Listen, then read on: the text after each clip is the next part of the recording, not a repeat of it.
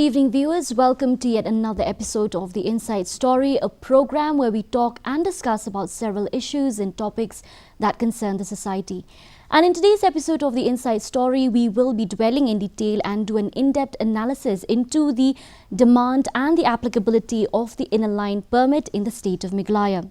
Now, we all know that the demand for ILP is nothing new in Meghalaya. Student bodies have been demanding for the same for over 2 decades now, with no results but assurances from the government to come up with better mechanisms to tackle the problem of influx. However, this time round, the demand for ILP has grown stronger in the state of Meghalaya with the enforcement of the Citizenship Amendment Act 2019, a law which is being met with anger and resentment, protests and violence not only in the state but across the region and the country as a whole.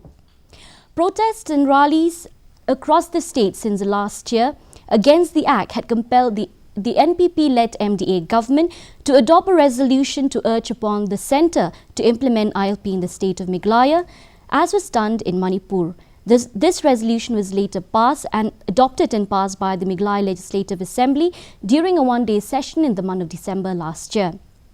The government, along with student bodies, are now eagerly awaiting the decision of the centre in this regard.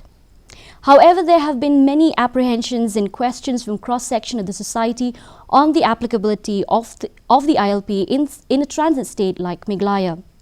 While some are in favour of the implementation of the Innerline permit, others are of the view that this law will probably become a bane for development in the state of Meghalaya. Whether this law will see the light of the day, that is up to the centre to decide. However, today we will try to answer all the questions like, will this law be an answer to all the questions? Will it be an ultimate weapon against influx? All this and more in today's episode of The Inside Story. But before we go any further, let's take a quick look at this short video report. For over 2 decades now, student bodies of Meghalaya have been raising their voices, demanding for the implementation of the Innerline permit in the state of Meghalaya. But over the years, their demands were met with assurances from the government on implementation of better mechanism to tackle the ever-growing problem of influx. However, of late, we have seen both the government and the student bodies on the same page in as far as demand for ILP is concerned, and the development can be attributed to the enforcement of the Citizenship Amendment Act 2019. Last month, the Meghalaya Assembly passed a resolution to urge upon the centre to implement ILP in the state as a weapon to combat influx in view of the amended Citizenship Act, which has resulted in violent unrest not only in the state and region but the country as a whole. Today, we will try to analyze the applicability of the ILP in a state such as Meghalaya, which serves as one of the bridges to the other northeastern states of India. Will ILP see the light of the day, or will the government come up with other solutions to solve the problem of influx? Welcome back, viewers, to our show, and just to remind you, today we will be talking about the applicability of the Innerline permit in the state of Meghalaya. And in the panel today, I am being joined by 3 esteemed panelists. We have Dr. Benjamin Lingdaw, who is the Assistant Professor, Department of Tourism and Hotel Management, Northeastern Hill University, or NEHU. We also have with us Professor Batskem Mirbor, who is the Assistant Professor of Synod College, Shillong. And we also have with us Mr. Sadon Bla, who is the General Secretary of the HNYF.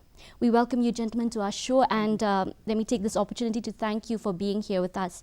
I want to start off today's discussion with a question, a general question which everybody is asking. What is ILP? What is the Innerline permit? Professor Mirbor, can you shed some light on this issue? What is ILP? ILP permit actually is part of the Eastern Bengal Frontier Regulation 1873, sorry. Then one of the provisions of that regulation is to regulate the movement of the people from outside those particular districts earmarked as the inner line. or to be under the Innerline and to be governed by the Innerline permit system. So it's like, yes, there are two sides of the argument regarding this intention of the Innerline permit. One, they say that the British imposed this particular regulation and this particular Innerline permit in order to prevent the tribes from raiding the plains. And on the other hand, you will find that another argument saying that no, this Innerline permit was introduced in order to protect or to serve as a mechanism to protect the tribals from being, from the migration of the people from outside and to safeguard their identity, the land, and their interest. So here we can say that this is a colonial law brought by the British. Yes, there are two sides of the debate regarding the intentions of the British government regarding the implementation of this law. And you'll find that this particular law has been adopted in the post-independent India, and states like Mizoram, Nagaland, and Arunachal Pradesh, they have been implementing this law, and recently even Manipur are implementing it.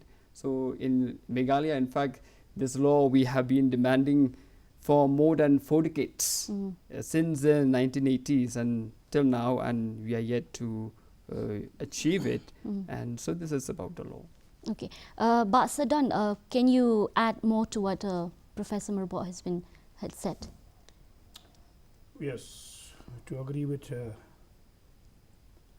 Innerline permit is the offshoot of the Eastern Bengal Frontier Regulation, 1873. It is a law.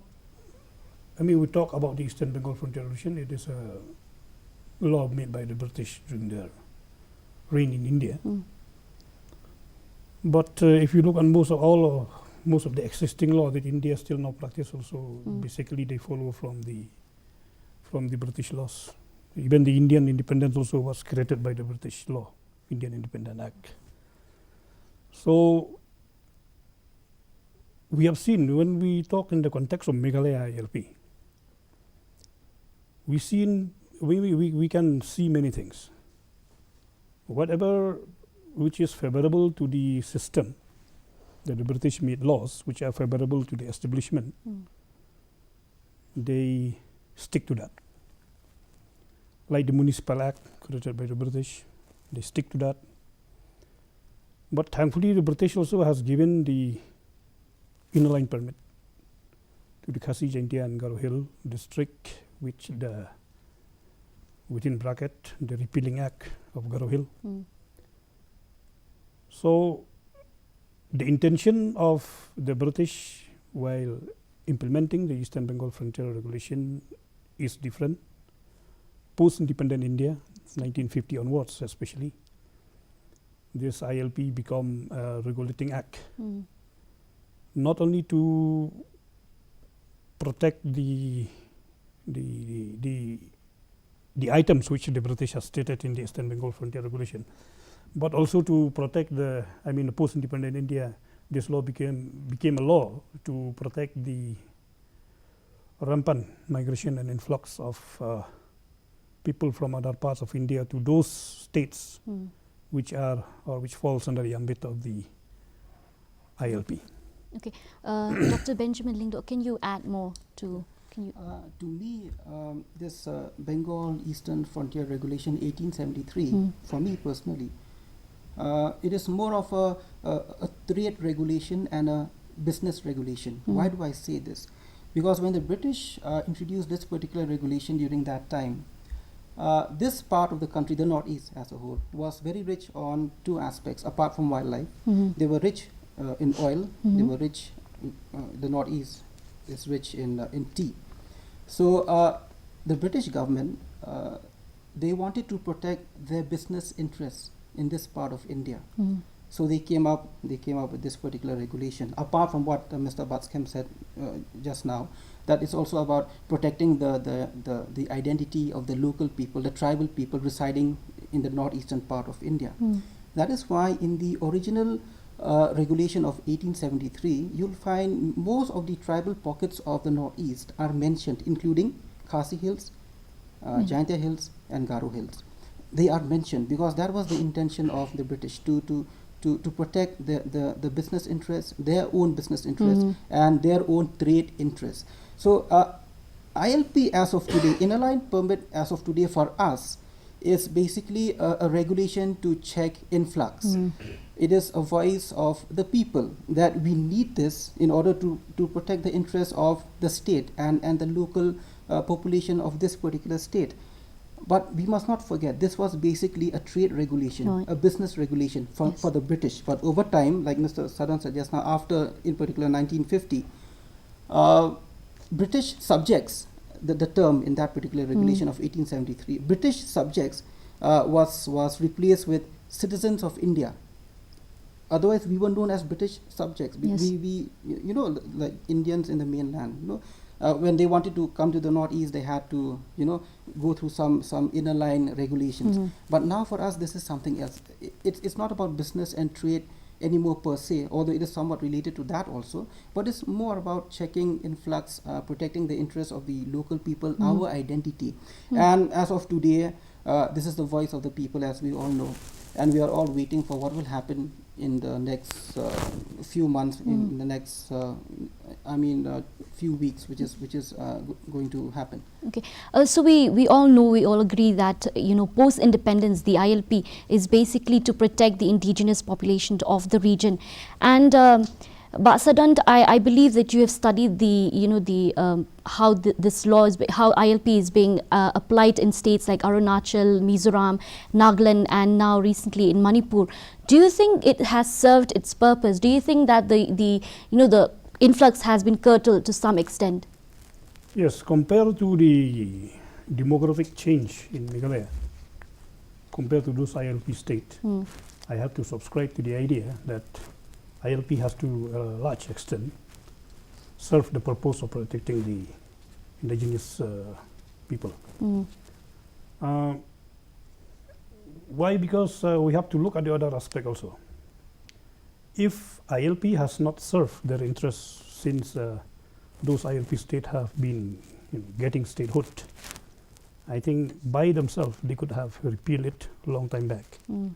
But in the year 2013 onwards, we find that even Manipur, which is a non-ILP state, started demand to the extent that the House passed a resolution in 2013 to pressure the central government to implement the inner-line regulation even in the state of Manipur. That's only show because that is the mood of the indigenous people not to repeal in those existing states, the mood of the Manipuri people to demand for ILP, and the mood of the people of Meghalaya also to demand for it. So all I can say is that there is a relevance of ILP as far as protecting the interests of the indigenous people. Okay, Professor Mirbo, you know, there have been apprehensions from cross-section of the society saying that, you know, that ILP is another form of a regulation which can harass the other people from the other states, including the states from the northeast. Do you agree with this? See, like in the Indian Constitution in Article 19 and one of those sub clauses there, you'll find that the citizens of India, they have the freedom of movement to any part of the country. However, this right to freedom of movement is not absolute. It is subjected to conditions. The state has, including, you know, whether the central government or the state government, or they have the authority to limit those fundamental rights mentioned in Article 19 for the protection of the interests of the tribals. So definitely, you know, when you talk about taking some measures to protect the interest of the indigenous people or the tribal peoples in the northeast, definitely it would affect the interest of another section of the society. But here we have to look in, you know, into the larger picture, because even the Constitution of India allows, and therefore there's nothing wrong in, I would say, legally, constitutionally in bringing it, because you know, like we cannot expect in our life to be so free not to have any regulation at all. In fact, our life in any civilized society is so regulated. And in fact, like our, you know, I don't know, like in our state and in our society, the moment we talk about some regulation, we are so much of apprehensive. But if you look at the case of some developed countries, their life have become so much regulated that, for example, in Singapore, you cannot even chew chewing gum. You say somehow we can say that we cannot expect a life that to be so free, not Without to be rules. regulated at all by Exactly. law. So here I would say that, okay, those people who have the apprehensions, yes, because when, especially the non-tribals, when they travel to the state, they would be asked for documents. So they may feel harassed, but to me, I don't feel that is problem. harassment, provided the administration and the law enforcers, they handle it properly. I don't see it as a big issue. Okay, so talking about Meghalaya in particular, we know that Meghalaya is a transit state. Everybody is saying that, and there is every likelihood that the centre might reject the resolution adopted by the Legislative Assembly last year. Do you agree? You see, when you look at the case of ILP, the government of India, especially since the adoption of the neoliberal policy in 1991, they have always been against these kind of hurdles. They always want to have a kind of a system where there is less barrier for trade and commerce and movement of people. That is part of the of the policy that the Indian government is following, and that is also part of the global, I can say, global ideology that is operating at the global level. So here, when you look at the attitude of the government of India, right from the early part when we demand, when the student organizations and all the groups in the state demanded for the implementation of the ILP, they have always been against the idea of implementing ILP because it is against the very basis of that economic policy which the Indian state follows. And in fact, when you look at the letter written by the government of India to the government of Meghalaya when they sought the opinion of the central government in 2013 regarding the implementation of ILP in the state, the central government did not raise the issue of legality, did not raise the issue of constitutionality, but they say that we have the problem with the economy. So that is a justification that the Indian government is having. But when you look at the implementation of ILP recently that we have seen in Manipur, we have to understand that in the context of the Citizenship Amendment Act. To my mind, why Manipur, which demanded ILP since 1980s, then they vigorously followed it in the later part of 2000, and then they took the issue seriously after 2012. But all this while the government of India never paid heed to them. It was only in the context of the Citizenship Amendment Act to reduce or to I would say to mitigate the possible agitation, the possible protest that the state of Manipur, which was a very strong center of protest for this CAB at that point of time in 2018. So 2018-19. It was because in that context the ILP was implemented in Manipur to my mind. So here in Meghalaya, the argument besides the other arguments, the central government may say that when you are already exempted from CAA because you are a 6th schedule area, why do you need the ILP? So they may come with that argument. So in fact, when I look at it, I agree with you that the situation in Meghalaya would be rather different from the situation that we have in Manipur. In Meghalaya, they might say that, sorry, we are not giving you. I just say might. I do not know. Maybe that the government of India, they might agree also. So, but here there's a possibility that the government of India would argue that since we have already exempted you from CA, so why do you need the ILP? Basaran, can you add to that? Do you think the government of India will agree to the demand?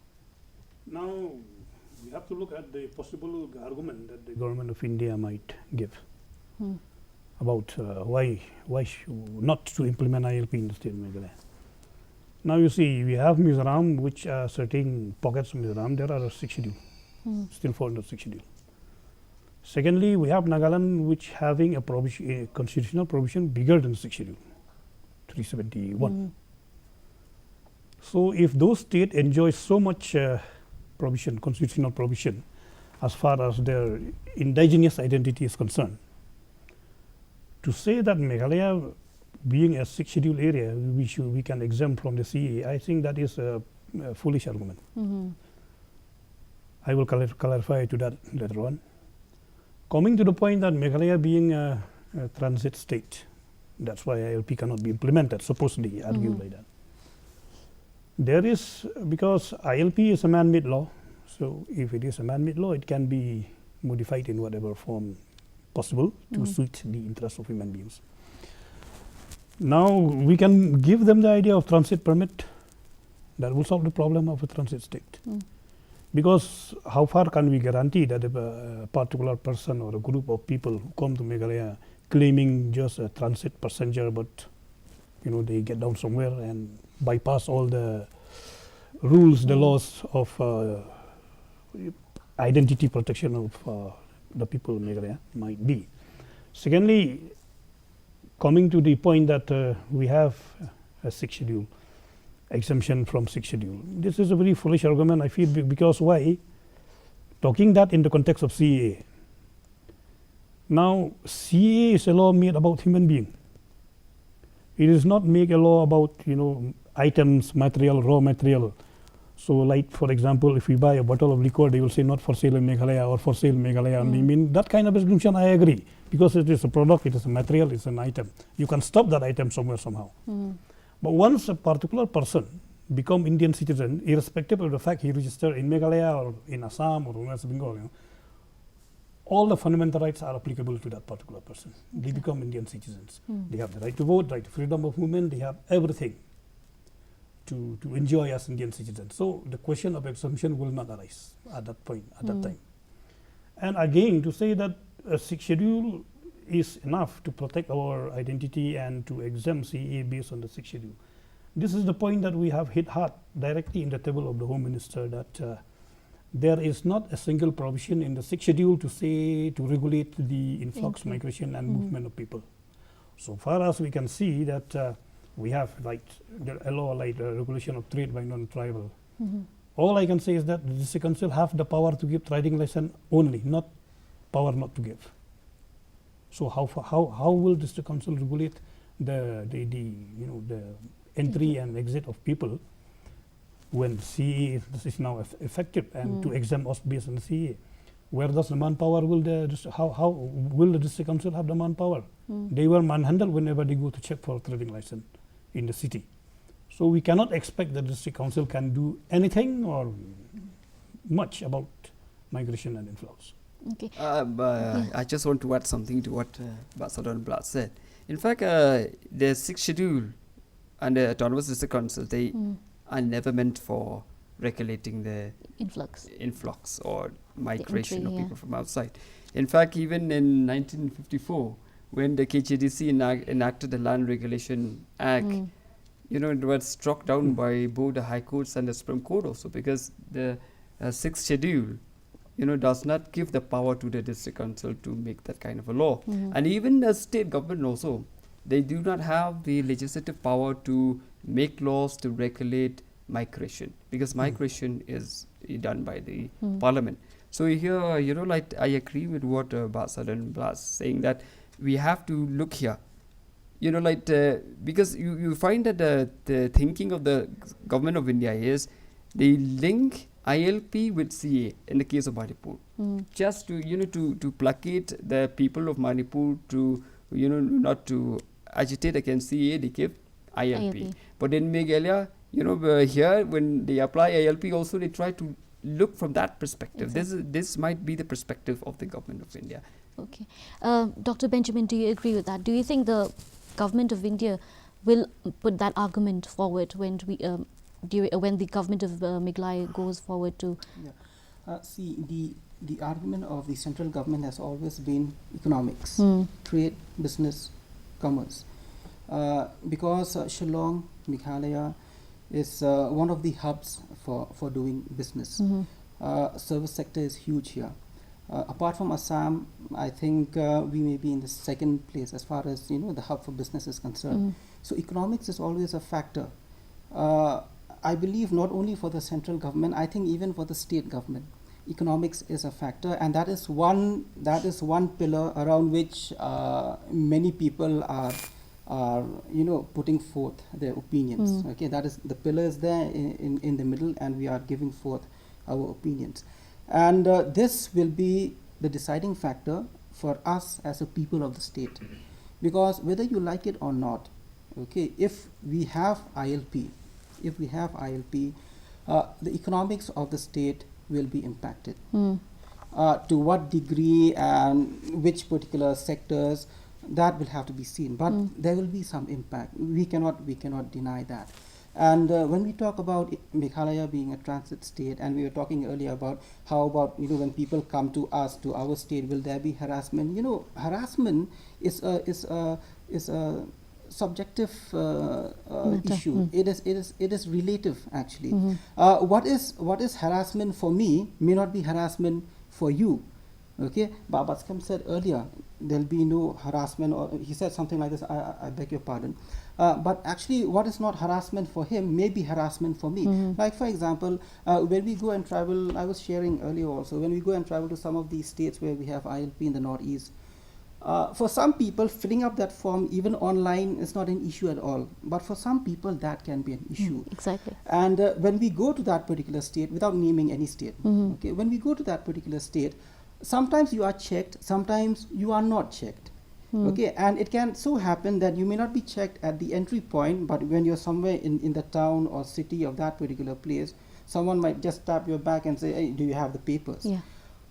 I may not see that as harassment. I'll say, see, I have these papers, I'm from Shillong, and I have come for this particular purpose. But for some other person, in particular, we can see people who come from mainland India, it can be an issue for them. It's all subjective. It's relative. So let us not put everything in one basket and say, it's not an issue. That is not how it works. And for us, for example, we are a transit state. So many buses and sumos and vehicles, they pass through our state. How exactly do we deal with that? I will share with you one incident which happened just a few weeks back. I was traveling to one place where there was ILP, and I went by flight. Okay, no issues for me. But my students, they went by bus. Okay. The next morning, I kept on waiting for them. I waited for them for 6 hours at the station. And when they arrived, I asked them what was the problem. 6 hours from that point? What happened to you guys? And then they told me it was this ILP issue. We were stuck at that particular point, where they gave this permits. And then there was a long line, and there was a lot of issues, and in some cases, not for them, not for my students, not for them, but for people who came from, we can say, mainland India, let's say from the rest of India, there was an issue of harassment also. Yeah. Okay, I'll not say on TV what were those issues, but just take it from me, because that was my experience recently, that we are going to have issues. Now, I'm not saying that because we have those issues over there, we're going to have those issues in Meghalaya also. I'm not implying anything. But when we move around this pillar of economics, trade, business, and commerce, understand one thing, there'll be some impact. Understand one thing, people will be hesitant to come over. And even when they come over, they will always have this cloud around their head that anything might happen. You might be asked, you might be questioned. And if you look different, you're sitting in a bus, you look different, and people say, hey, you look different. Where are you from? Do you have the papers? You walk in Yodo, you walk in Police Bazaar, you look different. People say, hey, do you have the papers? What are your credentials? Now, I don't want to prove my credentials all the time. I don't want to. I have proved my credentials to the government. Why should I prove to someone else? And, ILP is... will it work in terms of checking influx? I think it will. That much, I agree. Will it work in terms of checking influx? Yes, it will. ILP will work. Okay. Will there be loopholes? In every regulation, there's loophole. What are we talking about? Okay, but will it be effective to a certain extent? Yes. Or even MRSSA, the Residence Act, which we are talking about, even that might work to a certain extent. Okay. But what works for us may not work for other people. Okay, what works for us may not work for other people. There's a big basket, and there are small baskets within that big basket. Okay, some things will work for us, some things will not work for us. It's a trade-off. It's a cost-benefit analysis. Are we able, or will we be willing to pay for the cost so that we get the benefits? We have to find a trade-off. This bridge has got two sides. It cannot be just having one side, otherwise we'll all be falling down some cliff at one point of time. It has got two sides. It's a matter of trade-off, a cost-benefit analysis. What do we do about that? And see, just to close my point regarding this particular point that I have, why is the state government so silent all of a sudden? When it was Christmas time, if you remember, okay, then they came back and they were like, you know, after Christmas we're going to meet the central government, we're going to meet the Home Minister. Now New Year has passed. Now we are on the 9th, we are on the 10th of January. Why is the state government still very, very silent? Okay, I don't know about others, but for me, okay, I see this as somehow, you know, in a very small form, indirectly, the state government is trying to tell me, if not us, okay, that, you know, ILP, there's a bigger chance that it may not happen. Okay, so we're going to have issues again in future. I'm not saying, so we're going to have problems again. Okay, but for them it's about economics, so you find a trade-off. So what works for them as a trade-off, we have to understand this. This is very important. What works for the central government as a trade-off may not work for us. And what we want as a trade-off, as of today, I think, because the state government is so silent, as of today, I think, does not work with the central government. Like you've mentioned that the state government has always been apprehensive about the implementation of ILP in the state, because over 2 decades now, the students' organization have been demanding for the same, but every time they demand, they come up with assurances and other alternate solutions, one of which is the Mighlai Residence Safety and Security Act, and recently they had approved the ordinance, the same of which is still awaiting the approval of the governor. So, Basadon, do you think the MRSSA Act, the ordinance, will be as strong as the ILP?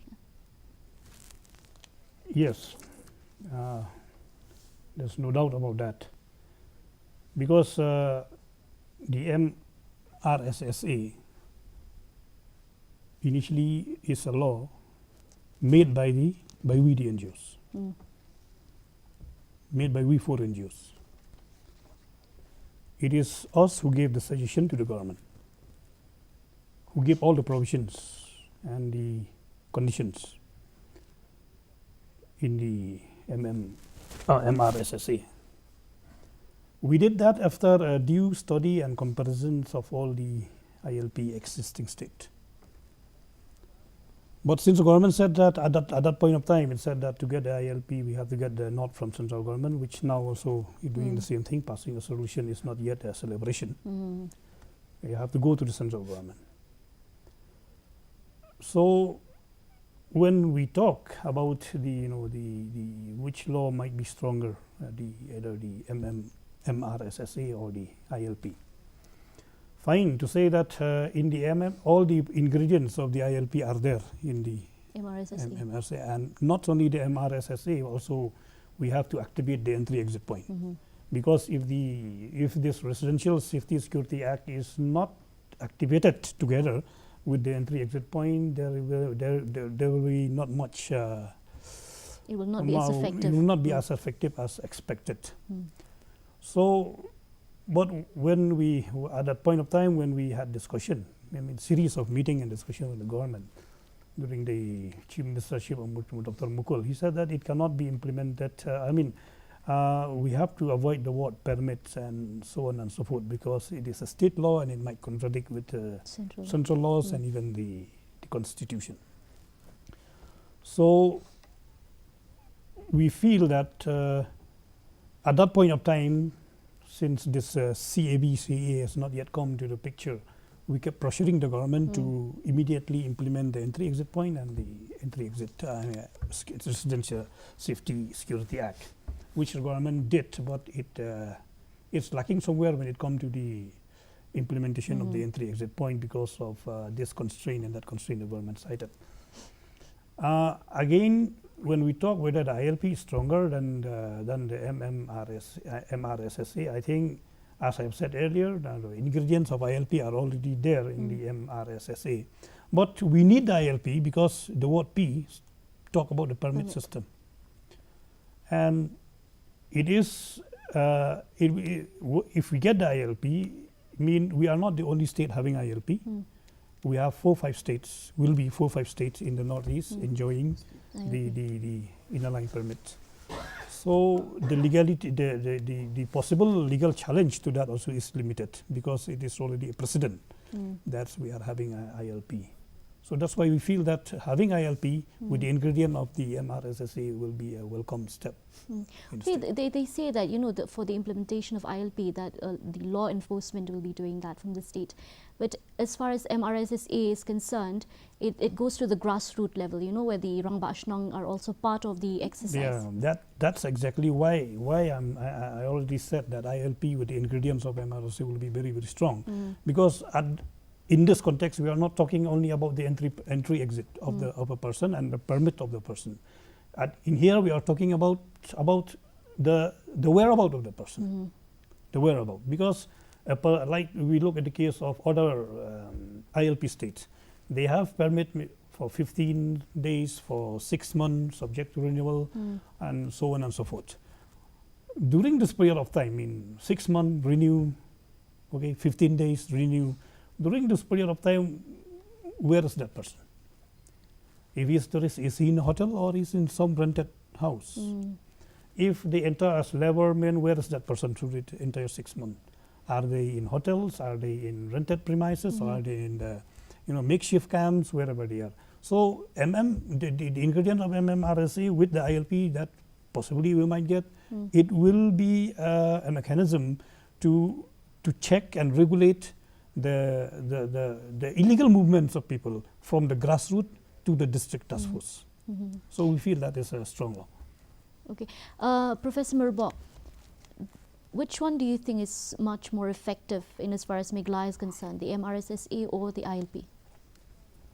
So like, as he said, like the ILP is like giving a permit and it's also a central law.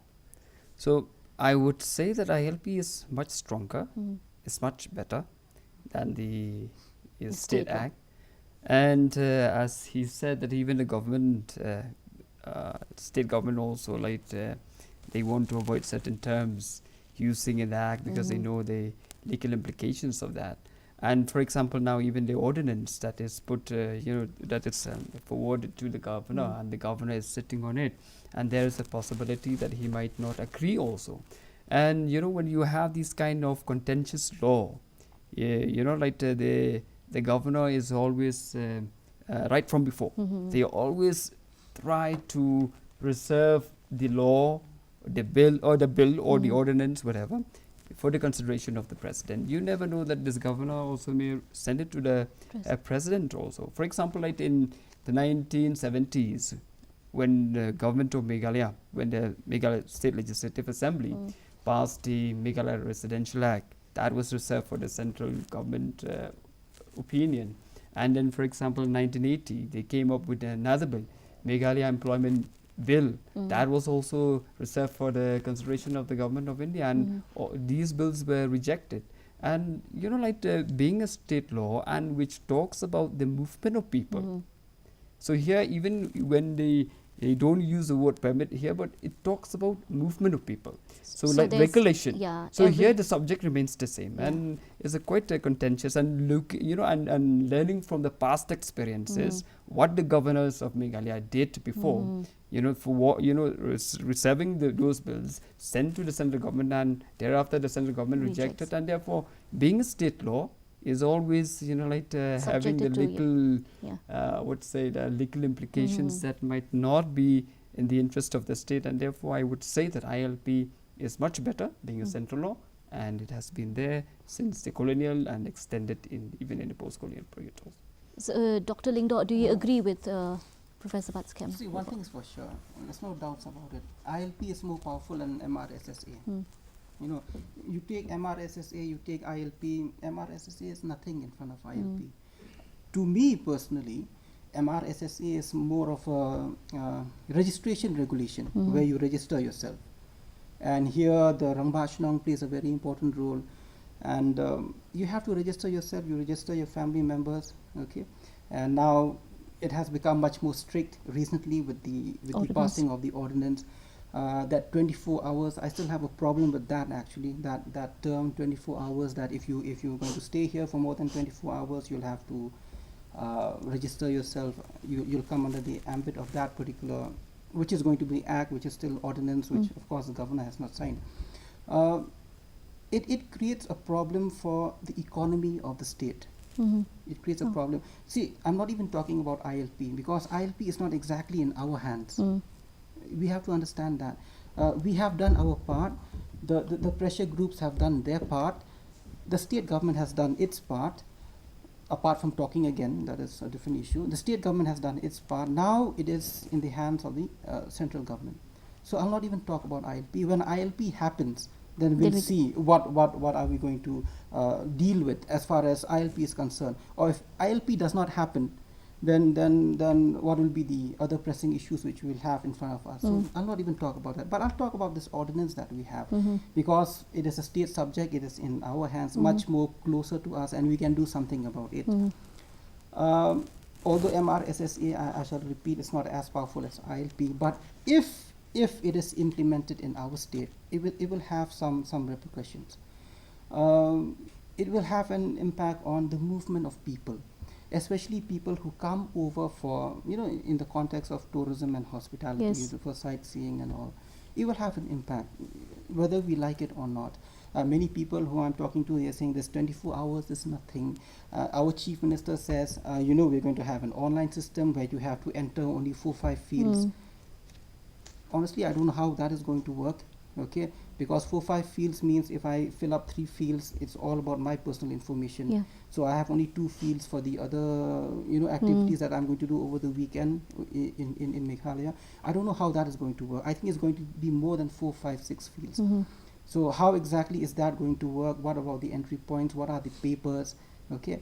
So if this MRSSA indeed comes into the picture in our state, like I said earlier, I shall repeat the same thing. At least for 1-2 years, we are going to see some impact, especially in economics and business and tourism and hospitality. We are going to see some impact. But I do not agree that this negative impact will last forever. Okay. Depending upon how we manage the show, how we deal with these issues, what strategies we apply, how do we make things much more faster and simpler for people, how do we deal with the issues of harassment, which will always be there. Maybe our state can come back to its feet as far as business and commerce is concerned after 1 or 2 years, if at all MRSSA comes into the picture. Okay, so that is MRSSA only, which is our state subject, which is in our hands. Okay. ILP is much more powerful. If ILP comes, then I think the issues will be much more bigger than the issues that we are going to have under MRSSA. And if, like Mr. Sadon said just now, we're going to have both we want to have both MRSSA and ILP, I think we are in for a pretty tough time. Not only in terms of implementation, but also in terms of people who come to and fro to our state, who come for studies, who come for business, people who are working here. And how do you distinguish between, this is a tricky question, how do you distinguish between people who are indigenous and people who are not indigenous, even non-tribals who are indigenous? That is why in my talk from the very beginning I never used the word indigenous, because for me it's pretty confusing. I've been using the word local people all the time, because who is indigenous, who is not indigenous, how do you draw the line, where do you draw the line? When ILP comes to the picture, this will become a serious issue for us. How exactly do we deal with that? It's not as simple as we think. If any of these regulations come into place and it is implemented, we will have a lot in our hands. Making rules is going to be a big issue for us, and we're going to face a lot of issues. But those issues can be mitigated, they can be controlled, provided we know how to do that. Okay. But like you said that, be it the ILP or be it the MRSSA, it will have an impact on the tourism and its allied sectors in the state. So But Mrs. Sadon, do you agree with Dr. Lingdo on this issue? Will tourism and its allied sector be affected if ILP or MRSSA ordinance is implemented? No, my point will be rather like this. Now, since statehood, none of the government is taking pleasure in implementing a law to regulate influx. Their concern has never been economics. Their concern has been not to hurt the sentiment of their vote banks. Okay. Not to hurt the sentiment of the vote banks. On the contrary, to create more vote banks. Why I'm saying that? Why their concern has never been economics? Had they been concerned about economics, they could have made many policies, workable policies, to uplift the economy of the state. Till date, Meghalaya is a 90-10 state on all sectors, on all aspects. Talk about development, talk about salary, talk about this, that, it is a 90-10. So what is the contribution of our stakeholder from the establishment to really live economics? Now, we talk about tourism sector.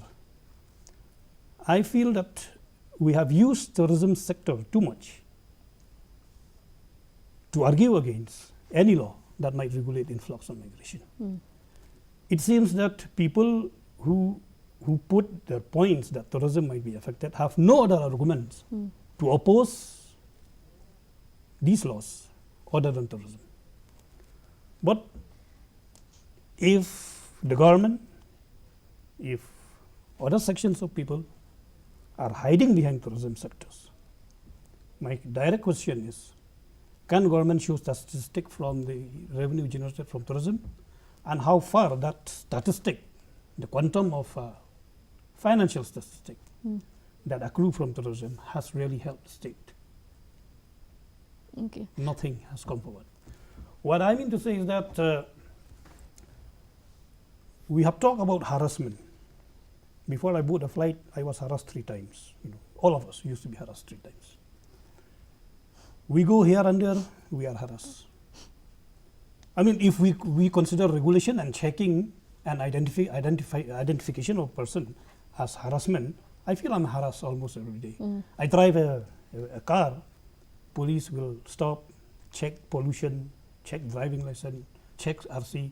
If I consider that harassment, mean we are all harassed. The whole world is being harassed. All Indians are harassed.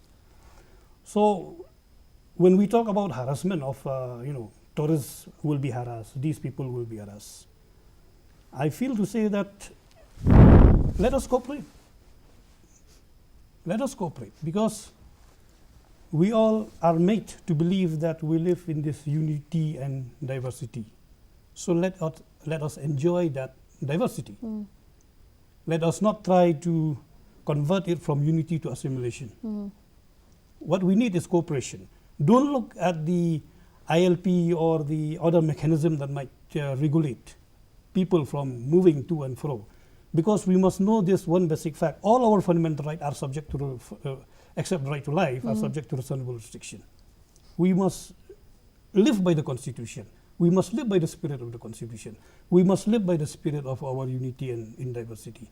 I don't see that making people from the other parts of our state to apply for a permit or to seek for registration before entering the state is an harassment.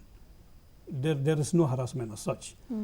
Then, as of now, we can say that if the argument is put forth that that coming of the regulative mechanism like MRSSA or the ILP might hamper economic development of the state, I think it will regulate even the economic development of the state also. It will regulate.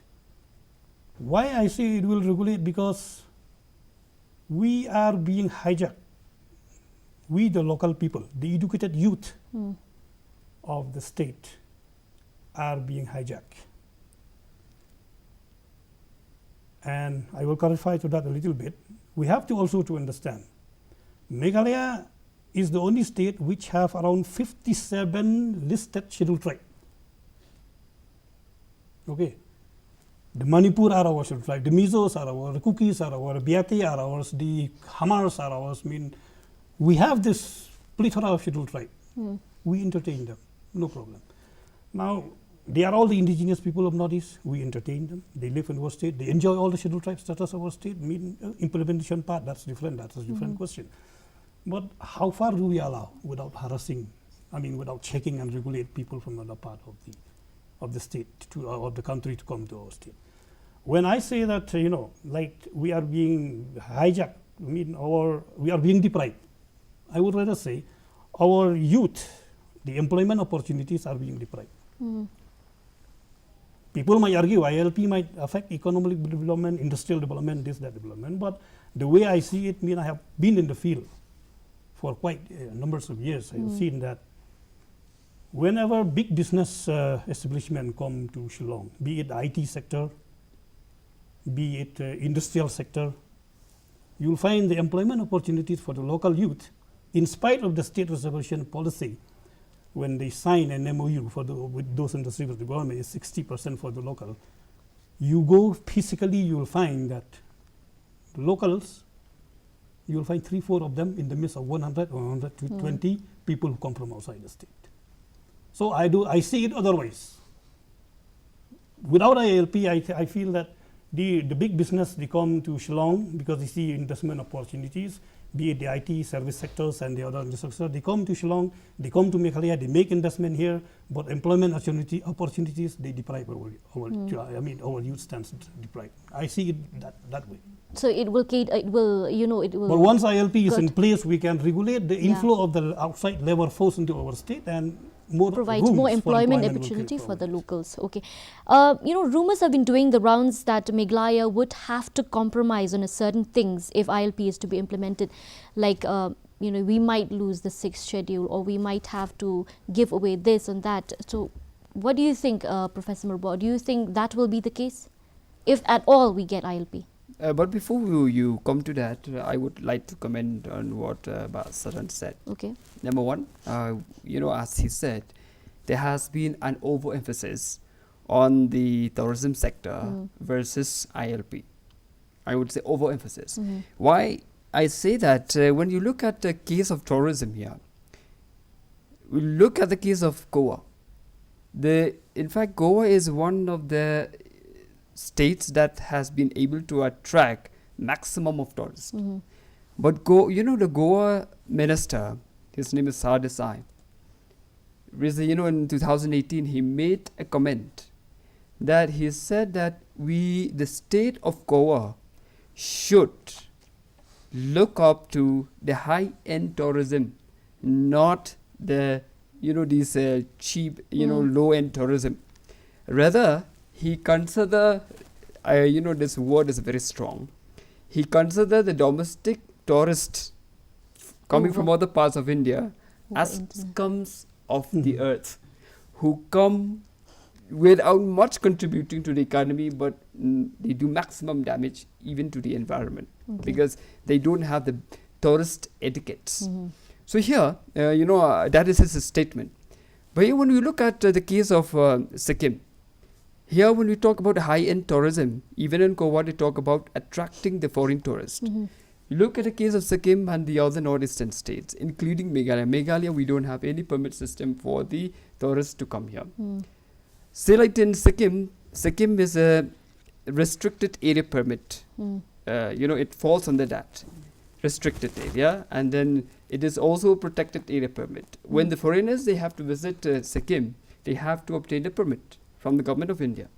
But in spite of the permit system, you would find that the number of foreign tourists coming to Sikkim is far, far higher than the number of foreign tourists coming to Meghalaya. I would say it is not comparable. And therefore here I would say that by having ILP, you'd say that it would regulate or it would have a negative impact on tourism. Yes, I agree with the low-end tourism. And in fact, even in Meghalaya, if we promote too much of low-end tourism, whether we have the carrying capacity or not to Exactly. cater to the needs of that kind of tourist, and how much they contribute also. And again, another point that we talk about ILP linked with development. Yes, a few days back I saw in one of the leading newspapers in the state linking implementation of ILP and rate of development in the in these different states of Northeast.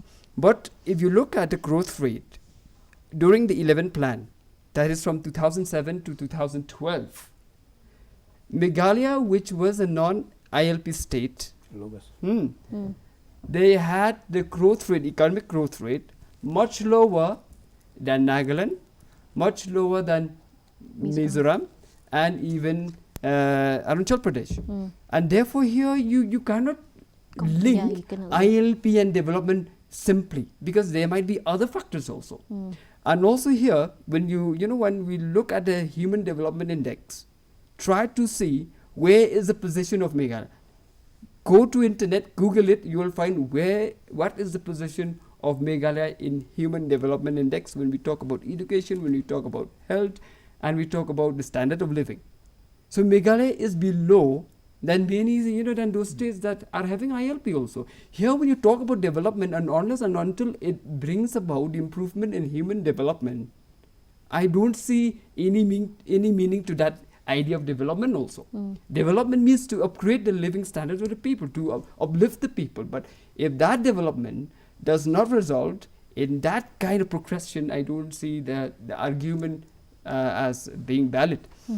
Coming to your question regarding whether if we have ILP, We have to compromise. we have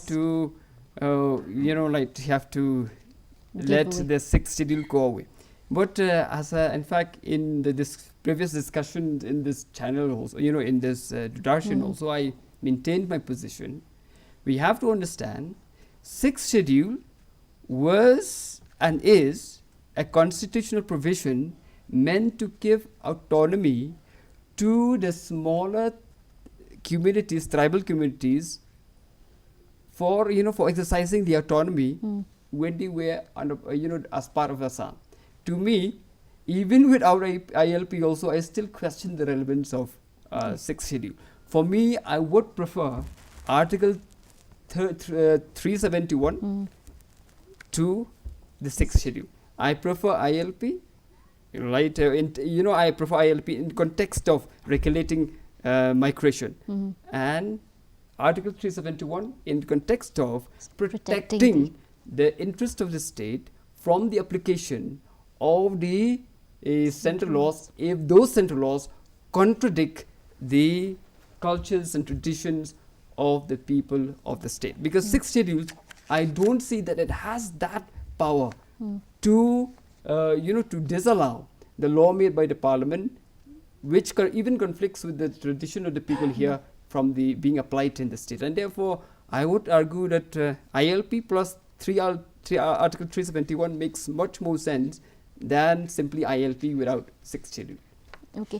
Can I just Please, conclude please. what they were saying? See, it is not about, let us make one thing very clear, get one thing very clear. It is not about overemphasis on tourism. No, it's not about that.